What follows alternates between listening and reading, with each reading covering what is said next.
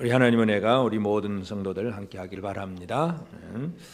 우리가 레위기를 보면서 이제 레위기는 결국은 하나님을 향한 예배, 하나님을 향해서 어떻게 예배를 드릴 것인가 하는 그 주제가 레위기입니다. 그래서 첫째로 우리가 1장에서 번제를 살폈습니다. 번제는 모든 것을 하나님 앞에 다 불태워 드리는 오직 하나님께 영광. 이제 이것이 번제의 가장 핵심이고, 이제 오늘 2장에는 이제 두 번째 제사 소제입니다. 소제. 물론 우리가 지금 신약 시대 예배에 있어서는 번제 따로 소제 따로 이렇게 드리는 것이 아니라 번제와 소제가 다 한꺼번에 드려지는 그런 예배일 수도 있습니다. 그래서 하여튼 그러나 우리는 그 의미를, 예배 의미를, 이 제사의 종류를 가지고 잘 살펴봐야 되는데, 하여튼 이제 두 번째 제사 소제는 이제 그 제물이 식물성, 고운 가루, 식물로 드리는 예배. 그래서 이 번제는 동물, 소나 양이나 염소, 비둘기 이런 이 동물을 잡아서 피 흘려서 드리는 그것이 번제물이었는데, 소제는 고운 가루를, 누구든지 소제 예물을 여호와께 드리려거든 고운 가루로 예물을 삼아 그 위에 기름을 붓고 또 그 위에 유향을 놓아. 그래서 이 소제물은 고운 가루로 드리는 예물입니다. 그래서 오늘 이제 3절까지 읽었는데, 3절까지는 고운 가루 있는 그대로를 드리는 것이고, 4절부터는 또 고운 가루만 드리는 것이 아니라 고운 가루를 요리를 해가지고 드릴 수도 있습니다. 그건 이제 우리 다음 시간에 살펴보고, 하여튼 오늘은 이 고운 가루로 드리는 소제에 대해서 함께 생각을 하고자 합니다. 이 소제라고 하는 말, 그 고르반 민하, 이 히브리어 그 말인데, 고르반 민하라는 말은 어떤 의미냐면 하나님께 선물을 드린다. 하나님께 드리는 선물. 그래서 소제는 하나님께 선물입니다. 번제는 오직 하나님께 영광 돌리는 것, 모든 것을 다 영광을 돌린다는 개념이고, 소제는 하나님 앞에 선물 또는 예물을 드린다, 그런 개념입니다. 그래서 하나님은 어떤 하나님이냐? 하나님은 하나님의 백성들의 선물을 받으시는 하나님이에요. 예물, 선물을 받으시는 하나님인데, 우리가 보통 예물이라고 하면 누군가에게 좀 높은 분에게 갖다 드리는 그런 개념이에요. 물론 뭐 나보다 좀 낮은 사람에게 선물을 줄 수도 있죠. 그건 뭐 다 가능하지만, 하여튼 이 고르반 민하라는, 이 민하라고 하는 히브리어 단어는 좀 높은 분에게 드리는 거예요. 낮은 사람들에게 선물 주는 단어는 또 따로 있습니다. 그래서 소제는 이 뭔가 이 높은 분에게 드리는 것이고, 그 외에도 이 예물 또는 선물, 그래가지고 이제 구약 성경에 보면 많은 얘기들이 나오는데, 이 하나님은 소제를, 이렇게 소제를 드리라 그렇게 표현한 얘기는 너희가 드리는 예물, 선물을 내가 받겠다, 그 말입니다. 그래서 하나님은 우리에게서 선물을 받으시는 하나님이십니다. 여러분, 하나님께 선물을 좀 드리셨습니까? 드렸는지 안 드렸는지 잘 모르시겠습니까? 하나님께 선물, 소제는 하나님 앞에 선물 드리는 얘기입니다. 그래서 이 선물과 예물은 왜 드려야 되느냐? 가장 중요한 것은 예물을 받는 자의 마음을 움직이는 거예요. 그냥 예물 없으면 막 그러려니 하고 지나가는데, 예물을 딱 받으면 예물을 주는 자의 뭔가 이 마음이 와닿아요. 그래서 그 마음을 움직이는 것이 바로 예물이에요. 창세기 32장 20절을 같이 봅니다. 시작. 또 너희는 말하기를 주의 종 야곱이 우리 뒤에 있다 하라 하니, 이는 야곱이 말하기를 내가 내 앞에 보내는 예물로 형의 감정을 푼 후에 대면하면 형이 혹시 나를 받아주리라 함이었더라.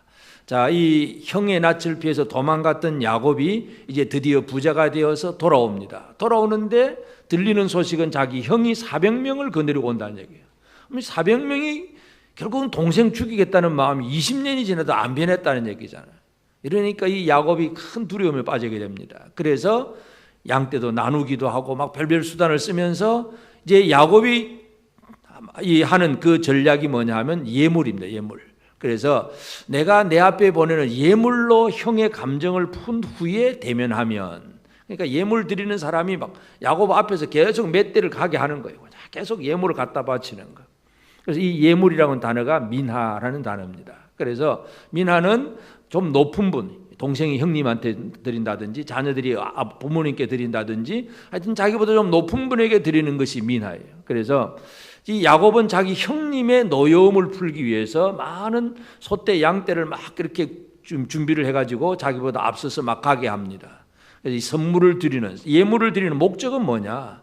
결국은 그 예물 받는 자의 마음을 움직이겠다는 거잖아요. 이 에서는 동생을 죽이겠다고 하는데 그 야곱이 할 수 있는 전략은 형의 마음이 움직여져야 돼요. 마음만 움직여지면, 그 분노가 사라지기만 하면 내가 살 수가 있기 때문에 그 마음을 움직이는 것이 가장 중요합니다. 우리 일반적인 선물도 마찬가지잖아요. 그냥 보통 선물이라고 하는 단어도 마찬가지인데, 잠언 19장 6절을 같이 한번 봅시다. 시작. 너그러운 사람에게는 은혜를 구하는 자가 많고 선물 주기를 좋아하는 자에게는 사람마다 친구가 되느니라. 여러분, 선물 주기를 좋아하십니까? 선물 잘 주십니까? 받기를 좋아하십니까? 선물 받는 것이 좋습니까? 주는 것이 좋습니까? 주는 자가 받는 자보다 복이 있다는 게 바로 이런 얘기인데, 이 선물 주기를 좋아하는 사람마다 그냥 사람마다 친구가 된다. 결국 사람의 마음을 움직인다는 얘기예요.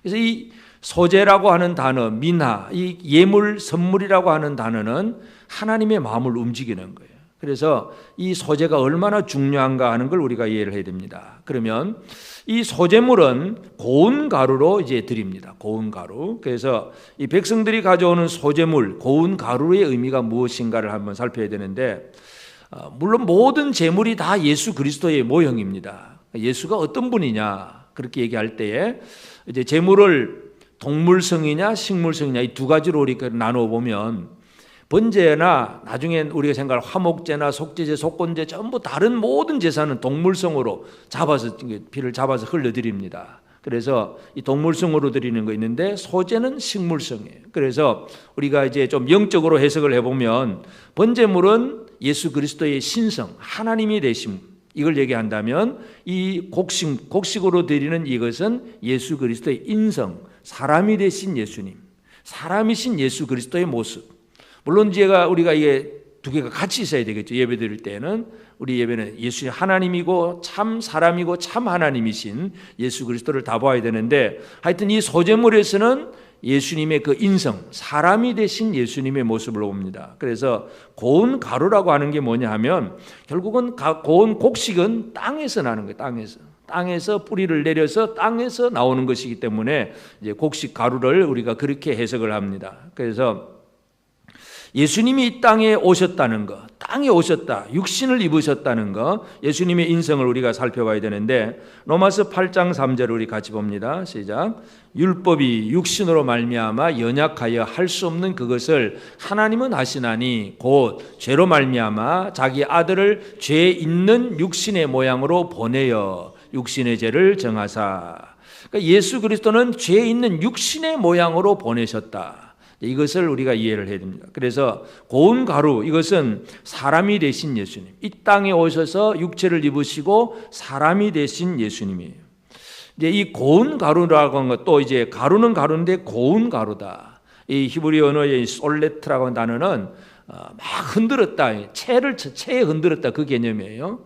우리 주부들은 채를 잘 아시죠? 우리 학생들은 채를 아는지 모르겠는데, 아주 이 그물과 같은 그런 데다가 이렇게 가루를 넣고 막 흔들면 가루 작은 알맹이는 떨어지고 위에 굵은 거는 통과를 못하는 건 그냥 남잖아요. 그러니까 곡식 가루를 막 빻아가지고 채에 흔들면 고운 가루는 밑에 떨어지고, 그렇게 곱지 않은 그 굵은 것들은 위에 남아서 이건 그냥 버리거나 또는 불순물이 있으면 다 버립니다. 그래서 이게 막 흔든다는 의미가 고운 가루라는 의미인데, 그러니까 고운 가루는 결국은 뭐냐 하면 완전히 잘게 부서졌고, 그리고 이물질이 없는 순수함, 바로 그런 의미를 강조합니다. 그래서 왜 고운 가루로 드리느냐, 예수 그리스도가 이 땅에 오신 예수님의 모습이 뭐냐 하면 바로 고운 가루예요. 이 고운 가루라고 하는 육신을 입으신 예수님은 고난입니다. 고난. 막 그렇게 찧어서 가루가 되는, 완전히 부서지는 그런 가루의 의미인데, 그러면서도 깨끗함, 순결, 이물질이 들어가지 않은 순결함을 얘기합니다. 그것을 이제 히브리서 4장 15절, 자, 우리가 한번 봅니다. 시작. 우리에게 있는 대제사장은 우리 연약함을 동정하지 못하실 리가 아니요 모든 일에 우리와 똑같이 시험을 받으실 이로되 죄는 없으시니라. 우리 육신을 입으신 예수님, 우리 연약함을 동정하지 못하실 뿐이 아니라 똑같이 시험을 받았다. 배도 고프다, 잠도 온다, 피곤하다, 막 예수님도 이런 육신의 연약함을 다 가지고 계세요. 그렇지만 죄는 없으시니라. 이게 바로 고운 가루 얘기입니다. 그래서 철저하게 부서지고 깨어지고 그래서 참 뭐 어떤 형태도 찾아볼 수도 없는데, 그러나 그 의미는 고난과 순결, 이 두 가지를 강조하는 것이 고운 가루예요. 이게 예수님의 육신이, 사람이 되신 예수님. 근데 이제 소제물은 고운 가루로 예물을 삼아 드리면 그 다음에는 그 위에다가 기름을 붓는다 그랬어요. 고운 가루 위에다가 기름을 붓는다. 이 의미를 또 생각을 해야 됩니다. 기름은 우리가 이제 그 신약 성경에서 늘 성령을 상징을 합니다. 기름은 성령을 상징하는데, 기름은 성령이다. 그럼 예수님은 이 땅에 어떻게 오셨는가? 예수님이 이 땅에 사람이 되실 때에, 사람이 되시는 예수님이 어떻게 오셨습니까? 성령으로 잉태되, 마리아에게, 처녀 마리아에게 성령으로 잉태되신 거예요. 그러면 이미 예수님은 성령으로 사람이 되셨어요. 그럼 성령으로 사람이 되셨으면 다 됐는데, 그 다음에 또 예수님이 이제 사역, 공생의 사역을 시작할 때에 요단강에서 세례 요한에게 세례를 받고 올라오시니까 하늘에서 비둘기 모양으로 성령이 임하고, 또 하나님 아버지의 음성이 들리고, 그 세례 받을 때 예수님 모습, 그러니까 성령 받고 그 다음에 성령에게 이끌려서 마귀에게 시험을 받으러 광야로 나가시고, 그러니까 예수님은 육신이 만들어질 때도 성령으로 이미 태어나셨는데, 거기에다가 성령의 기름 부으심, 성령의 세례를 더 받으시는 모습이에요. 고운 가루 위에다가 기름을 더하시는 모습이 바로 그 의미입니다. 그래서 예수님께서 이 땅에 오셔서 육신을 입고 그냥 성령으로 태어나셨으니까 영적인 분이잖아요. 영적으로 사는데 아무 부족함이 없지만 사역을 하려고 하니까 또 거기다 뭔가 더해지는 것, 이걸 의미를 기억해야 됩니다. 마태복음 3장 16절 같이 보고요. 시작. 예수께서 세례를 받으시고 그 물에서 올라오실새 하늘이 열리고 하나님의 성령이 비둘기같이 내려 자기 위에 임하심을 보더니, 우리 이미 고운 가루 자체가 참 하나님의 성령으로 만들어진 것인데 거기에다가 기름을 더 붓는다는 얘기는 예수님 본체가 이미 성령으로 지음받은 분이긴 하지만 사역을 위해서 거기에다가 성령을 더하는 그런 의미를 얘기합니다. 그 다음에는 또 이 기름 위에다가 그 위에 유향을 놓는다. 유향이라고 하는 건 아주 고급 향료인데, 결국 유향이라고 하는 게 뭐겠어요? 결국 제물을 아주 향기롭게 만드는 것, 이것이 바로 유향의 목적입니다. 그냥 가루에 기름만 붓고 끝나는 것이 아니라 고운 가루에다가 기름을 붓고 거기에다가 또 유향을 더 얹어서 하나님 앞에 드리는데, 결국은 이 향기라고 하는 것은 결국 예수 그리스도를 상징할 때, 예수 그리스도는 우리의 모든 삶에 있어서 그 사역 자체가 향기인데, 근데 그 향기가 우리한테 좀 묻어 있으면 우리가 그리스도의 향기가 되는 거죠.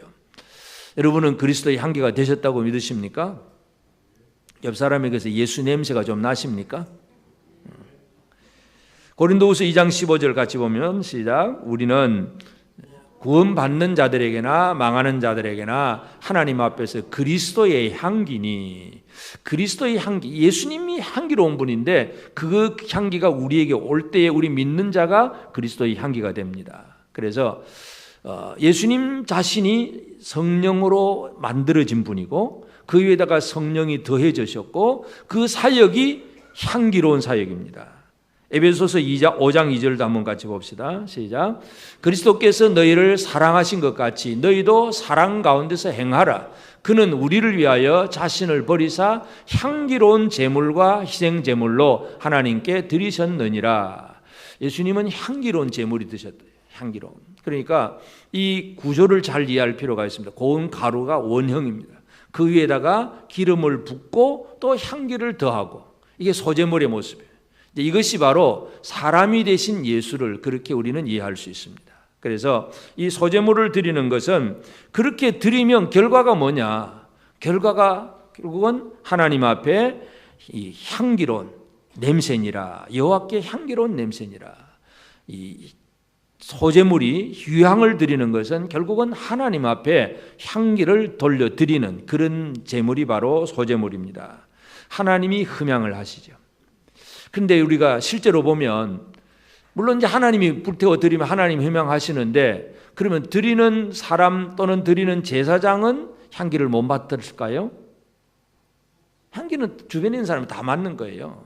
그 예배를 드리는 하나님이 흠양하시고 제물을 드리는 자도 그 향기 가운데서 은혜를 누릴 수가 있는 거예요. 그래서 유향이라고 하는 것은 공기 중에 막 향기를 퍼뜨리는 거잖아요. 그런 일들.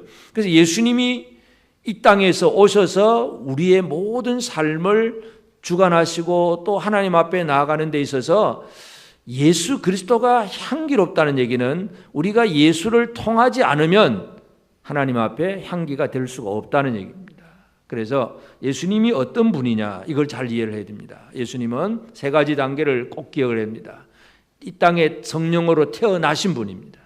성령으로 태어나신 분인데 사역을 위해서는 또 성령의 기름을 부으심이 있고 그 다음에 그 십자가의 죽으심, 사역을 완성하는 것이 바로 하나님 앞에 향기로운 냄새입니다. 이게 이제 소제물의 모습이고 이 소제물을 왜 구약 성경에 이렇게 소제물을 얘기를 했느냐? 이 땅에 오실 예수 그리스도가 어떤 분인가를 그림자로 보여주는 것이 바로 이 소제물의 내용입니다. 그래서 우리는 그냥 이 예수님하고 관계없이 성경을 읽으면 레위기가 참 재미없는 책이고 펴면 졸리는 책입니다. 레위기를 아주 재미있게 읽어보셨습니까, 여러분? 진짜 재미없는 책이고 아무것도 모릅니다. 근데 예수를 딱 대입을 시켜서 예수님이 어떤 분이냐 이거 알면 레위기가 새로워집니다. 야, 고운 가루에다가 기름 붓고 향기도 하는 이게 뭐냐? 이게 예수님이다. 설명이 되십니까?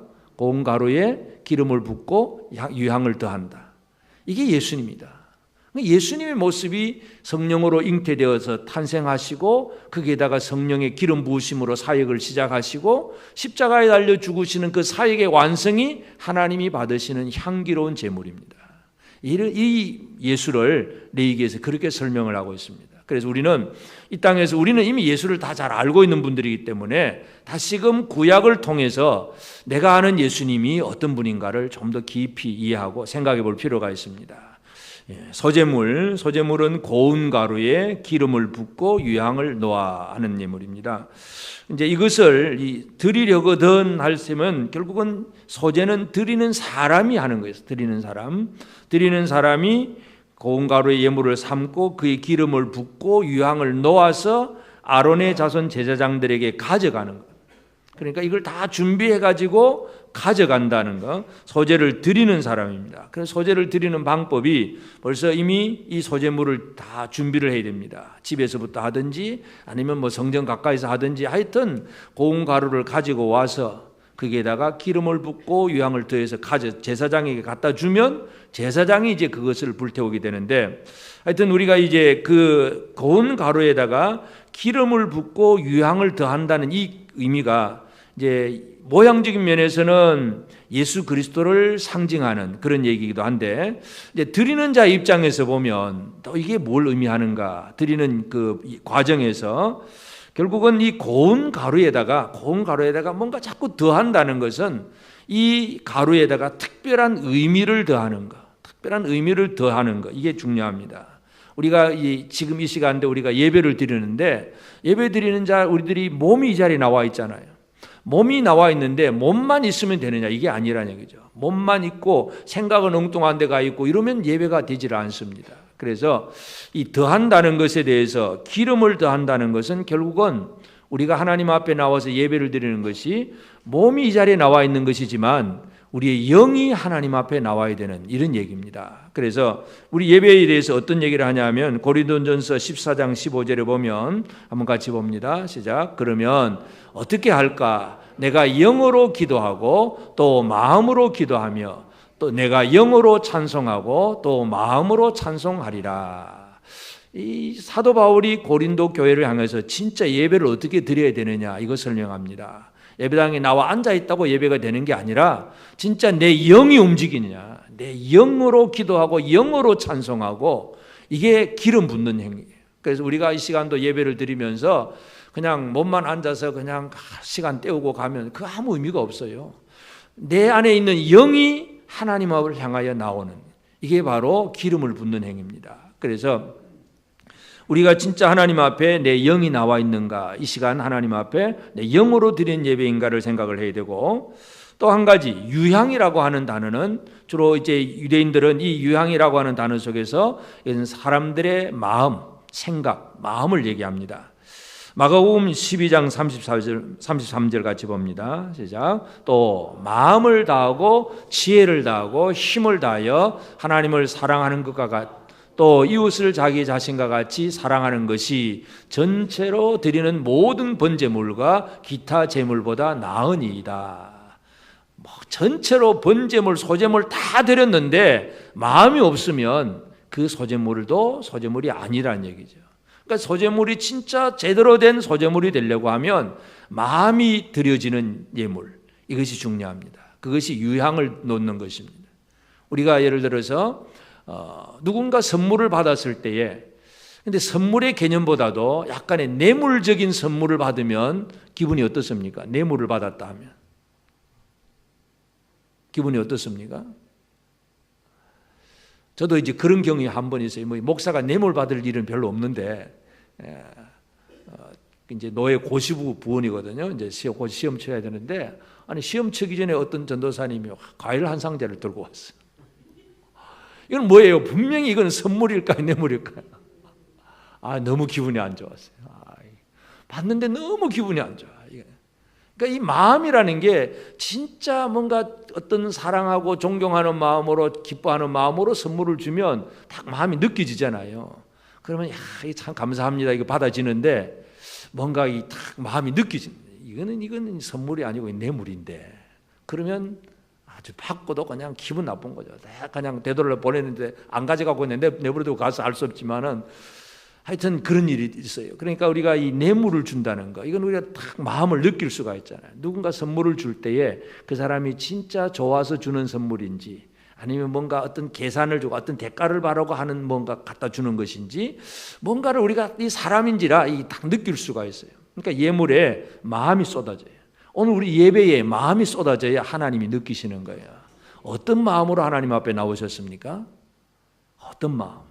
이게 중요합니다. 그래서 우리가 몸이 나와 있는데, 몸은 나왔는데 영도 정성도 다해서 드리지도 못하고, 내 마음도 진짜 기쁨과 감사함과 즐거움, 이런 마음으로 하나님 앞에 나와야 되는데, 그런 마음이 없다면 그게 바로 유향이 없다는 얘기입니다. 그래서 이 소제물을 드리는 사람은 이 더하기를 잘해야 됩니다. 몸에다가 뭘 더해야 됩니까?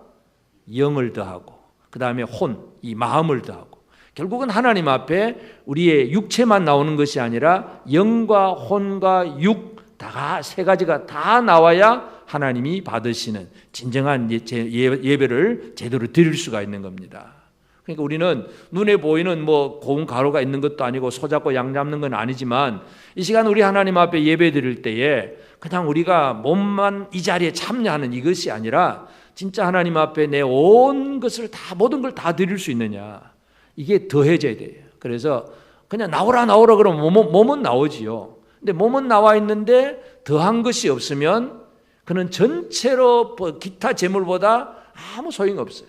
마음을 다하고 지혜를 다해서 드려야 그 제물이 온전해진다는 것입니다. 온전한 예배를 드립시다. 이 시간도 몸만 드리는 것이 아니고 온전한 모든 걸 다 쏟아 부어야 됩니다. 그러면 이제 이 사람이 그렇게 가루에다가 또 기름을 더하고 유향을 더해서 가져옵니다. 그럼 제사장에게 갖다 주면 제사장은 이제 그것을 받습니다. 제사장이 받아가지고 제사장이 하는 일은 2절에서 아론의 자손 제사장들이 가져갈 것이요, 제사장은 그 고운 가루 한 움큼과 기름과 그 모든 유향을 가져다가 기념물로 제단 위에서 불사를 지니 이는 화제라, 여호와께 향기로운 냄새니라. 자, 이제 고운 가루를 한 말을 가져왔는지 한 가마니를 가져왔는지, 하여튼 고운 가루 이만큼 들고 오는 사람은 별로 없어요. 뭔가 좀 한꺼번에 많이 가져왔다고 보면 그 많은 것을 전체로 불사르지 않고 그 중에 한 움큼만, 고운 가루 한 움큼만 딱 떠내고, 거기다 기름과 유향은 전부 다 붓습니다. 기름과 유향은 다 붓고, 그래서 그것을 불사르게 됩니다. 그래서 이걸 왜 그렇게 하냐? 기념물이다. 기념물이라고 하는 단어를 잘 이해할 필요가 있습니다. 기념물이라고 하는 것은 작은 한 부분이죠. 예를 들어서 뭔가 많은 것이 있지만, 이거 내가 기념으로 이거 하나 가져갈게. 그러면 작은 거 하나만 들고 가도 기념이 되잖아요. 여러분 여행 갔다 와서 기념물 좀 사오십니까? 해외 아주 좋은 곳에 가서 그 동네에 있는 거 몽땅 다 사오십니까? 기념으로 한두 개 뭐 좀 사오십니까? 몽땅 다 사오면 좋겠지만 들고 올 수도 없고 돈도 없고 그건 할 수 없잖아요. 그냥 기념물. 그래서 이걸 기념물이 뭐예요? 가져와서 쳐다보면서 그때 생각을 또 하잖아요. 그때 내가 여기 가서 뭐 했지 하는 기념물은 생각나게 하는 거예요. 그래서 제사장이 이 소재물 전체를 뭐 한 말을 들고 왔으면 이 한 말 중에서 한 움큼만 불태우면서 이걸 기념물로 드린다. 그런 표현, 이 기념을 잘해야 됩니다. 왜냐하면 하나님이 어떤 분이냐면 하나님은 우리를 기억해 주시는 분이에요. 시편 20편 3절 같이 봅니다. 시작. 내 모든 소재를 기억하시며 내 번제를 받아주시기를 원하노라. 셀라. 그러니까 이 시편의 기자에서 바로 이런 얘기, 하나님은 소재를 기억하세요. 왜 기억하느냐? 기념이니까 기억하시는 거예요. 소재물은 기념물입니다. 드리는 사람에게는 모든 걸 다 드리지만, 많은 걸 드리지만 제사장은 그 중에 한 움큼만 불태우면서 이거는 기념입니다 하는 거예요. 그럼 하나님은 그 소재물을 기억해 주시는 거예요. 다른 사람에게서 선물을 받았다. 그러면 우리는 선물을 받는 순간 그 선물을 쳐다보면 누가 생각이 납니까? 선물 준 사람이 생각이 나잖아요. 이거 누구한테 받은 거야. 이건 언제 누가 나한테 갖다 주어서. 이 선물을 받으면 선물만 보는 것이 아니라 선물을 준 사람을 기억하는 게, 그게 이제 기념이잖아요. 그래서 소재라고 하는 것은 하나님 앞에 드려지는 기념물입니다. 그러면 하나님은 소재물을 기억하신다는 거, 이걸 우리가 이해해야 됩니다. 하나님은 기념물만 받으면 다 기억 다 하세요. 또 우리는 이 기념이라고 하는 것은 이제 우리 입장에서는, 우리 드리는 사람의 입장에서도 기념입니다. 하나님도 기념으로 받으시지만 드리는 사람의 입장에서도 기념인데, 그러면 이 기념물이 우리 지금 신약 성도들에게 가장 중요한 기념이 뭐냐? 우리가 기념해야 될 게 뭐가 되겠습니까? 우리가 기념할 일이 뭐가 있습니까? 우리가 죽도록 기억하고 기념해야 될 일이 뭐가 있어요?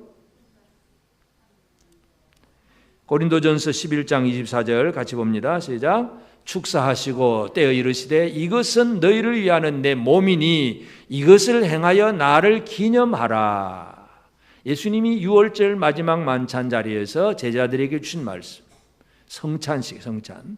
이 떡을 나눠라. 이 잔은 내 몸을, 내가 흘리는 언약의 피다. 내 몸이다. 내 피다. 이 성찬을 행하면서 내 죽으심, 십자가를 영원토록 기념하라. 기념하라. 우리가 기념해야 될 일이에요. 그러니까 소재물을 드린다고 할 때에 우리를 위해서 사람이 되신 예수님, 십자가에 죽으신 예수님, 그걸 우리가 기념을 하는 거예요. 기억을 하는 거. 늘 십자가를 기억하십니까? 이거 우리 기억을 잘해야 돼. 기념을 잘해야 됩니다. 요즘 이제 그런 사순절이라고 하니 그런 얘기 하잖아요. 근데 이 사순절은 천주교 전통으로 나온 거라서 개혁주의 입장에서는 잘 사용을 안 합니다. 근데 한국 교회 안에서 막 사용을 하긴 하는데, 그 천주교는 사순절 절기를 지키려면 절기 이전에 사육제부터 먼저 합니다. 실컷 고기 먹고 사육제 다 한 다음에 그때부터 이제는 40일 딱 계산해가지고 지금부터는 쫄쫄 굶어가면서 이제 예수님 십자가 막 그 얘기를 합니다. 40일 동안 굶고 그 다음에 끝나는 거예요. 실컷 먹고 그 다음에 굶다가 끝나고 또 잊어버리고. 예수님을 기념할 때 물론 좋은 의미로 본다면 그래도 이 기간 동안 주님을 좀 기억하자 하는 그런 의미도 있긴 하지만, 그건 절기로서 지키봐야 별 의미가 없고, 십자가를 기념하는 것은 사순절이 아니라 1년 365일 기념을 해야 합니다. 늘 기념해야 됩니다. 늘 우리는 주의 죽으심을 기념해야 됩니다. 물론 이제 의식적인 것은 성찬을 통해서 하긴 하지만, 하여튼 그런 성찬식은 없다고 할지라도 십자가의 죽으심은 매일매일 기념을 해야 됩니다. 이게 소재물을 예배 드리면서도 십자가를 지금 기억해야 되잖아요. 예수님 날 위해 죽으셨다는 거, 이거 기념 못하고 주님하고 아무리 찬양해봐야 별 의미가 없습니다. 그래서 우리는 이 소재물은 하나님 앞에 기념물로 드리는데, 이 드리는 순간 하나님도 기억을 하시고 드리는 자도 기념을 해야 되고, 이것이 바로 소재물의 목적입니다. 그리고 그렇게 한 움큼만 드리면 그럼 나머지는 어떻게 하느냐? 나머지는 3절에 그 소제물에 남은 것은 아론과 그의 자손에게 돌릴지니 이는 여호와의 화제물 중에 지극히 거룩한 것이니라. 한 움큼만 불태우고 나머지는 전부 아론과 그 자손들에게 다 돌려줍니다. 다시 말해서 하나님의 제단에서 섬기는 자들, 그들이 먹고 살 수 있는 그들의 양식이 되는 거예요. 그래서 아론과 그 제사장들은 어디 가서 농사 짓는 사람도 아니고 그들이 뭐 어디가 장사하는 사람도 아니고 그냥 성전에서 일만 하는 그런 사람들입니다. 그래서 소제물로 가지고 온 곡식제물들, 이것은 한 움큼만 불태우고 나머지는 전부 제사장들이 먹게 되어 있습니다. 이게 이제 하나님께서 주신 은혜인데, 이것이 이제 우리 신약 성경에 어떤 의미가 있느냐 하면 디모데전서 5장 17절 18절 같이 봅니다. 시작.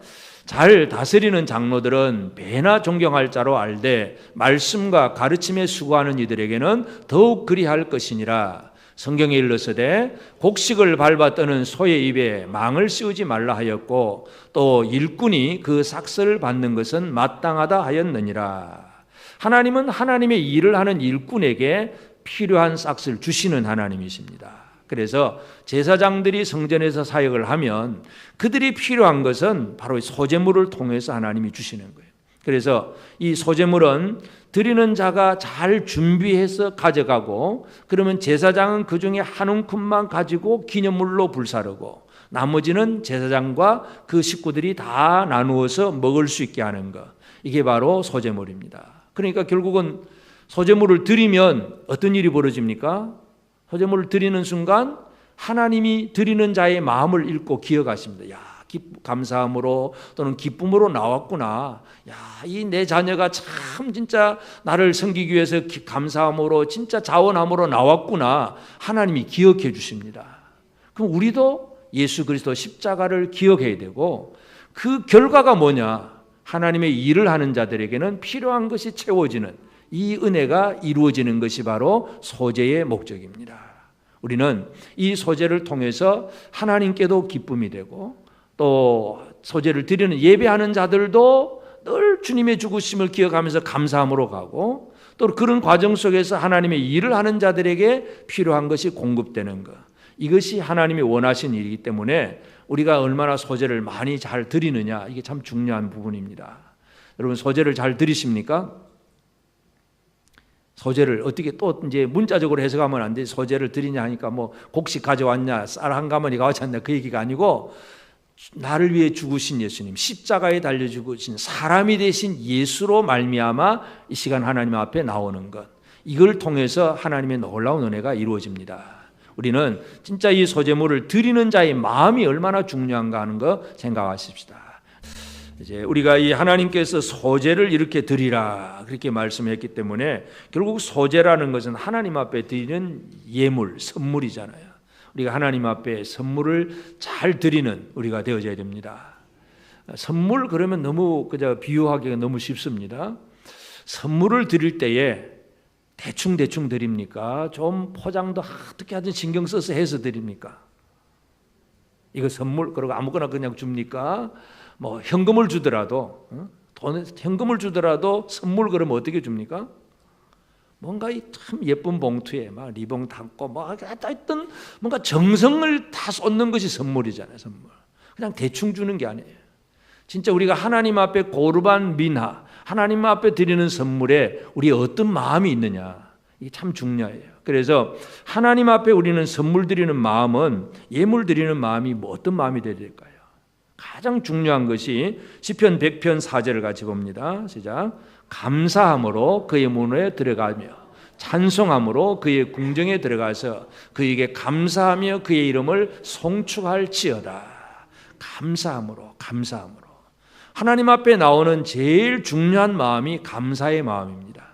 오늘 우리가 예배드리러 나왔는데 하나님 앞에 뭘 감사로 나오셨습니까? 어떤 감사를 가지고 나오셨습니까? 그냥 예배 시간이니까 무조건 나와 앉아 있는 겁니까? 감사하러 나왔습니까? 감사가 없으면 하나님이 우리 마음을 보시잖아요. 니 뭐 하러 왔는데? 하나님이 물어보시면 뭐라 그럴까요? 이 감사를 표현하는 게 이게 참 중요해요. 우리 예수 제자 훈련하면서 이제 모일 때마다 나눔 모일 때마다 지난 한 주간 동안 감사거리가 뭐냐 자꾸 물어봅니다. 어떤 분은 참 뭔가 빨리 기억해내고 이게 이렇게 감사합니다 하는 얘기도 하고 그냥 그냥 아무 문제 없이 잘 지내서 감사합니다. 물론 그럴 수도 있고 하여튼 어떻게 하든지 하나님이 나에게 어떤 은혜를 주셨는가 기억해내는 것. 그래서 감사함을 기억하면 감사함을 가지고 하나님 앞에 나오는 이 마음이 예배자의 가장 중요한 마음입니다. 그래서 감사함으로 그의 문에 들어가며 감사함으로 찬송함으로 그 궁정에 들어가서 감사하며 그 이름에게 송축하라. 이게 바로 오늘 우리의 마음이 되어져야 됩니다. 그래서 우리가 늘 드리는 예배 속에 어떤 마음이냐, 감사가 있느냐, 기쁨이 있느냐, 또 드리면서도 즐거우냐, 억지로 하느냐, 이제 우리의 마음을 하나님 다 보시기 때문에 하나님을 향한 선물, 하나님을 향한 예물은 감사하는 마음입니다. 그리고 우리는 하나님을 향한 예물뿐만 아니라 또 사람을 향한 선물을 주는 가운데서도 하나님은 또 기억하세요. 이게 또 참 중요한 논리인데 사도행전 10장 4절 같이 봅니다. 시작. 고넬료가 주목하여 보고 두려워 이르되 주여 무슨 일이니까? 천사가 이르되 내 기도와 구제가 하나님 앞에 상달되어 기억하신 바가 되었으니. 이 고넬료는 이방인이에요. 유대인이 아닙니다. 그렇지만 이 로마 군대의 백부장이고 뭔가 힘있고 권력 있는 사람이지만 가만히 보니까 유대인들은 뭔가 좀 착하게 살고 의롭게 살고 경건하게 살려고 애를 쓰는 모습이 보여요. 로마 군대는 그런 모습이 없거든. 이방인들은 막 폭력이고 막 속임수고 막 이런 것들이 이방 세계 속에 가득한데 그래도 유대인들은 좀 뭔가 좀 인간답게 살려고 애를 쓰는 그런 모습이 보여요. 그래서 그 이방인들 중에서 좀 깨어 있는 사람들은 유대교로 개종하는 사람들이 많았습니다. 고넬료도 그렇게 이제 유대교에 들어와서 이제 유대교에서 하나님을 이제 믿게 되는데 그러면서 고넬료가 열심히 하는 일이 뭐냐 하면 기도와 구제. 기도는 누구한테 하는 겁니까? 하나님께. 구제는 사람에게. 그러니까 고넬료는 참 이 기도와 구제를 열심히 했는데 그럼 하나님이 어떻게 하셨다고요? 그 기도와 구제에 대해서 상달되니까 하나님이 기억하셨다. 하나님이 기억하세요. 그러니까 결국은 이 고넬료의 삶은 하나님 앞에 드리는 소제물이었어요. 그래서 그 하나님께서 사람에게 구제하고 사람에게 베푸는 것, 하나님 앞에 열심히 기도하는 것, 하나님이 그걸 기억해 주셨어요. 근데 문제는 뭐냐? 고넬료는 그렇게 기도하고 구제하고 열심히 착하고 의롭게는 살지만 예수는 몰라요. 그래서 하나님은 특별히 이방인에게 갈 생각도 없는 베드로를 움직여서 고넬료의 집에 가서 복음 좀 제대로 전해라. 하나님은 베드로를 움직여서 고넬료의 집에 들어가게 하시는 거예요. 그만큼 하나님은 고넬료에게 관심이 많으신 분이죠. 기억하셨으니까 이렇게 기도하는구나. 이렇게 이 사람들에게 선물을 많이 주는구나. 하나님 기억하시고 그럼 그가 부족한 게 뭐냐? 가장 핵심 예수 그리스도가 없다 이거예요. 그러면 사도를 보내서라도 고넬료를 구원하시는 것이 하나님이 하시는 일이에요. 이처럼 여기서 우리가 기억해야 될 것이 바로 사람을 향한 선물의 마음. 이거 하나님이 기억하십니다. 연약한 자, 불쌍한 자, 가난한 자, 뭔가 이 선물을 나누는 것. 어떤 선물은 대가를 바라는 것이 아니라 그냥 주는 것. 이것이 하나님 앞에 기억하신 바가 됩니다. 그래서 우리의 하나님을 향한 감사함도 하나님이 기억하시지만 사람을 향한 흩어 보내고 선물을 나누는 이것도 하나님 앞에서는 기억하신 바가 됩니다. 이게 소제를 드리는 마음입니다. 그래서 우리는 이 소제가 감사함, 기쁨, 따뜻한 마음, 또 즐거운 마음, 화평 이런 마음이 내 속에 있는가 우리가 이것을 먼저 생각을 해야 됩니다. 그래서 소제는 내 영이 하나님 앞에 드려지고 내 마음이 드려져야 되는데 내 마음에 진짜 하나님 앞에 감사함으로 나오느냐 이거 우리가 생각을 해야 되고 또 우리는 이 소제를 통해서 배워야 될 것은 이 소제물을 통해서 아버지 앞에 나가는 것입니다. 그래서 소제물은 바로 사람이 되신 예수님, 그러니까 인성, 사람이 되신 예수님인데 사람이 되신 예수가 너무나 중요한 거예요. 왜 중요하냐? 사람이 되신 예수를 안 믿으면 무슨 일이 벌어지느냐 하면 인성을 믿지 않는 거. 이게 참 이 초대교회의 이제 첫 번째 이단이 그 얘기인데 요한일서 4장 2절을 같이 봅니다. 시작. 이로써 너희가 하나님의 영을 알지니 곧 예수 그리스도께서 육체로 오신 것을 시인하는 영마다 하나님께 속한 것이요. 예수님이 육체로 오신 것을 믿으면 그 사람은 하나님 앞에 속한 것이다. 그 얘기예요. 그 다음에 요한 2서 1장 7절입니다. 시작. 미혹하는 자가 세상에 많이 나왔나니 이는 예수 그리스도께서 육체로 오심을 부인하는 자라. 이런 자가 미혹하는 자요 적그리스도니. 적그리스도가 어떤 게 적그리스도라고요? 예수님이 사람이 되신 것을 믿지 않는 것이 적그리스도입니다. 그러면 왜 안 믿을까요?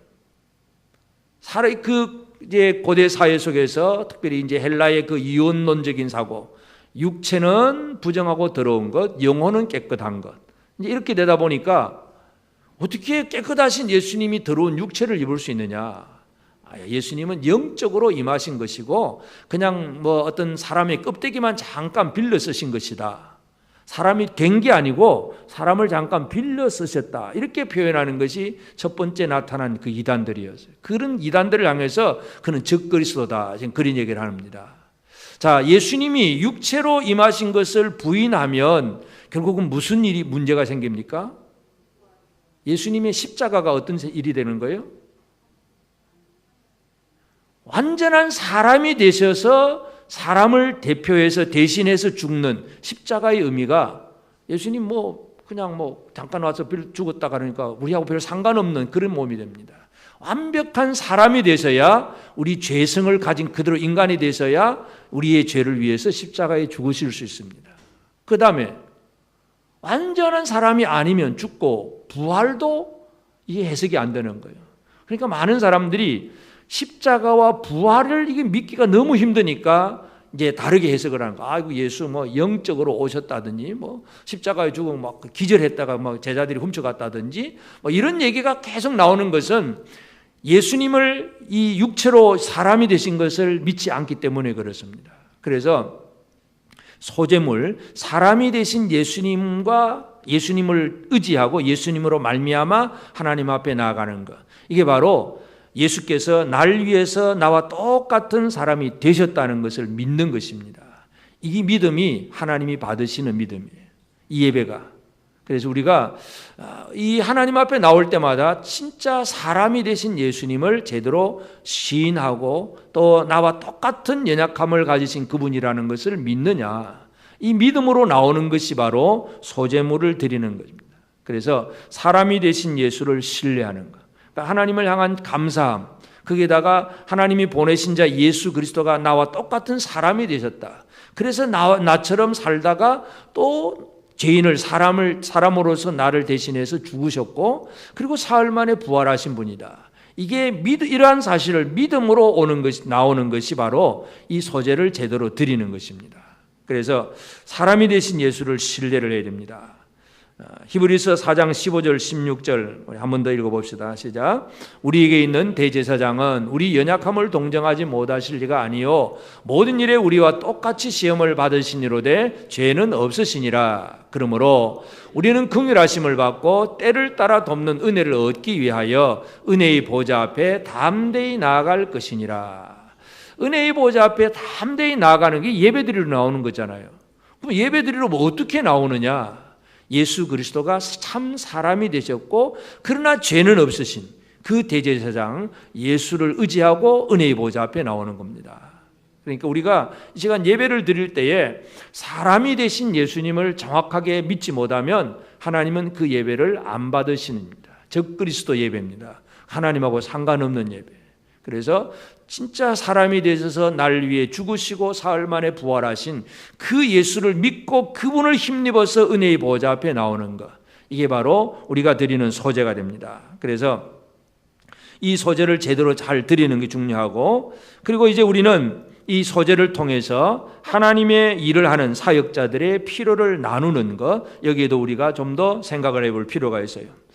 사도 바울이 이 얘기를 하면서 자기가 하나님 일을 하는 사람이니까 바울이 물론 뭐 낮에는 장막 짓는 일을 해가면서 선교를 하기 때문에 어느 정도는 그렇게 어떤 육신적인 필요를 위해서 자기가 수고하고 돈을 벌기도 했지만, 그러나 이제 막 감옥에 갇히고 뭐 이렇게 막 바쁜자하게 돌아다니면 그 일을 못 하잖아요. 전적으로 헌신할 수밖에 없으면 그래도 필요한 것은 또 교회로부터 공급을 받을 수밖에 없어요. 그래서 그 문제에 대해서 사도 바울이 고린도 교회에 그런 얘기를 합니다. 고린도전서 9장 13절을 먼저 봅니다. 시작. 성전의 일을 하는 이들은 성전에서 나는 것을 먹으며 제단에서 섬기는 이들은 제단과 함께 나누는 것을 너희가 알지 못하느냐. 먼저 이 구약에 있는 얘기를 합니다. 성전에서 일하면 성전에서 나는 거 먹는다. 제단에서 섬기는 사람은 제단과 함께 나눈 것을 너희들 다 알고 있지 않느냐, 그 얘기예요. 그 다음에 15절입니다. 같이 시작. 그러나 내가 이것을 하나도 쓰지 아니하였고 또 이 말을 쓰는 것은 내게 이같이 하여 달라는 것이 아니라 내가 차라리 죽을지언정 누구든지 내 자랑하는 것을 헛된 대로 돌리지 못하게 하리라. 나는 성전에서 일을 하는 하나님의 복음을 위해서 일하기 때문에 당연히 받을 수 있지만, 그러나 내가 그것 때문에 이 편지 쓰는 게 아니다. 참 이 사도 바울의 그 마음, 당연히 받을 수 있지만 그것 때문에 하는 게 아니라는 그 얘기를 설명을 합니다. 그러니까 참 이 나눔을 가르치면서 그것이 자기 욕심을 채우기 위해서가 아니라는 것, 이것을 우리가 분명히 기억할 필요가 있습니다. 물론 이 시대에 뭐 다는 아니지만 몇몇 이 잘못된 그런 일꾼들은 자기 배를 불리는 그런 경우들이 있기 때문에 교회가 욕을 먹기도 합니다. 그래서 목사이면서 왜 그렇게 뭐 아무것도 없는 사람이 갑자기 뭐 돈이 많아졌냐, 이제 이렇게 물론 부모한테 물려받은 게 있어서 많다 그러면 이해가 되지만, 물려받은 것도 없는데 목사하면서 무슨 돈을 많이 벌겠어요. 근데 간혹 그런 사람이 있다면 그것 때문에 욕을 먹잖아요. 그러니까 이게 뭐냐 하면, 당연히 받을 수는 있지만 그것에 대해서는 차라리 죽을지언정 차라리 안 받았으면 좋겠다. 이게 바울의 그 속마음이에요. 그렇지만 그러나 이것이 말씀이기 때문에 가르치지는 않을 수 없다. 이제 이게 바로 사도 바울이, 그래서 사도 바울이 이제 가르치는 것은 갈라디아서 6장 6절입니다. 시작. 가르침을 받는 자는 말씀을 가르치는 자와 모든 좋은 것을 함께 하라. 이게 사도 바울이 갈라디아 교회 성도들에게 주는 말이에요. 그래서 나누는 자의 마음은 결국은 하나님의 일을 하는 자의 그 일, 그것을 인정하고 신뢰하면서 함께 하고자 하는 그런 마음, 이것이 바로 이 소제를 드리는 마음이에요. 그래서 우리가 하나님 앞에 소제를 드린다는 얘기는 하나님의 일을 하는 자의 필요를 채워주겠다고 하는 그런 마음까지도 포함이 됩니다. 그런데 여기서 우리가 기억해야 될 것이 있습니다. 나누는 것이, 나눔의 통로가 뭐냐요? 어떤 식으로 나누냐 이거죠. 어떤 식으로? 하나님 앞에 드림을 통해서 나누는 거예요. 그러니까 일반 백성이 제사장에게 직접 주는 게 아니고 그냥 일반 백성은 하나님 앞에 드린 것으로 끝이에요. 그러면 그 소재물들은 다 모아가지고 제사장들에게 똑같이 분배를 해줍니다. 그러니까 내가 드린 것이 어떤 제사장이 받은지도 몰라요. 그냥 드리기만 하면 드린 사람은 드렸고 또 받는 제사장은 누구한테 받은지도 몰라. 그냥 하나님 앞에 받은 거예요. 이 원리를 잘 이해하는 게 중요합니다. 왜냐하면 사사시대에 이 자기 속에는 옳은 대로 행하는 그 사사시대에 미가 집안의 얘기가 나오는데, 이 미가 집안 얘기 사사기 17장 10절 같이 봅니다. 시작. 미가가 그에게 이르되 네가 나와 함께 거주하며 나를 위하여 아버지와 제사장이 되라. 내가 해마다 은열과 의복 한 벌과 먹을 것을 주리라 하므로 그 레위인이 들어갔더라. 이 미가라고 하는 사람이 처음에 자기 어머니 돈을 좀 훔쳤는데 그래서 어머니가 막 저주를 퍼보니까 아들이 엄마한테 도로 갖다 내놨습니다. 그러니까 또 어머니가 또 그거 가지고는 우리 아들 효자다 하면서 정직하다 그러면서 칭찬해주고, 그리고 그 돈을 가지고 또 은으로 가지고 우상을 만들었어요. 집에 그냥 우상을 하나 만들어 놓고 보니까, 자, 우상을 만들었으면 또 그 우상 앞에 섬기고 뭐 예배하는 누구 제사장이 필요하잖아요. 그런데 어느 날 갑자기 보니까 한 사람이 지나가는데 물어보니까 또 자기도 알만한 사람 같아.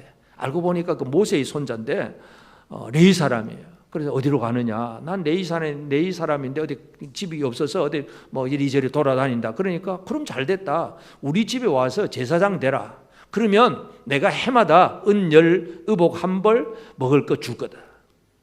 그러면 그 레위 사람은 그 집에 고용된 제사장이 되어버렸어요. 레위 사람이 열심히 하는 것 같은데, 물론 뭐 하나님 섬기는 것을 우상 앞에서 하니까 뭔가 잘못되긴 했지만 그래도 말로는 아마 하나님 찬양했을 거예요. 예배드리고 기도는 했을 거예요. 그런데 늘 누구를 의식해야 됩니까? 배고플 때마다 하나님을 바라보는 것이 아니라 미가를 바라봐야 돼요. 이 구조가 잘못된 구조라는 걸 얘기해 줍니다. 그러니까 백성들의 드림은 하나님 앞에 드리는 것이고, 그것이 나누어지는 과정은 하나님으로부터 나와서 나누어지는 거예요. 그러니까 뭐 내가 뭐 어떤 목사에게 좀 뭐 잘해하려고 뭐 막 좋은 거 주면 뭐 선물 갖다 놓고, 왜 목사님 내 선물 받고 날 위해 뭐 기억도 안 해주고 기도도 안 해줍니까? 이러면 비성경적인 사람이에요. 선물을 줄 수는 있어요. 그러나 주는 순간 잊어버리시기 바랍니다. 제가 선물 받고 여러분을 위해서 기도 안 했다고 그거 서운해하면 절대로 안 됩니다. 그냥 우리 드림은 드림으로 끝나는 거예요. 그럼 하나님은 알아서 나누시는 거예요. 이 구조를 잘 이해하셔야 돼요. 그래서 하나님 앞에 소제를 드리고 그 제물 한 움큼만 불태우고 나머지는 제사장이 알아서 다 이제 나누게 되는데, 사람의 공로가 거기에는 전혀 들어가지 않는다는 거예요. 오직 하나님의 은혜만이 그곳에서 나타나고 있다는 이 원리를 잘 이해하셔야 돼요. 그래야 누군가 사람에게 치우치지 아니하고 사람을 의식하지 아니하고 그 제사장은 오직 하나님의 일만을 제대로 해나갈 수 있습니다. 성경에서 우리는 이걸 배워야 됩니다. 그래서 소제물 고운 가루로 기름을 붓고 유향을 가지고 드리면 그 중에 한 움큼만 기념물로 드리고 하나님은 기억해 주시고 제사장은 그것으로 살 수 있는 풍족한 것을 공급을 받는 것, 이게 소제의 목적입니다. 그래서 물론 우리 시대에는 그렇게 하지는 않잖아요.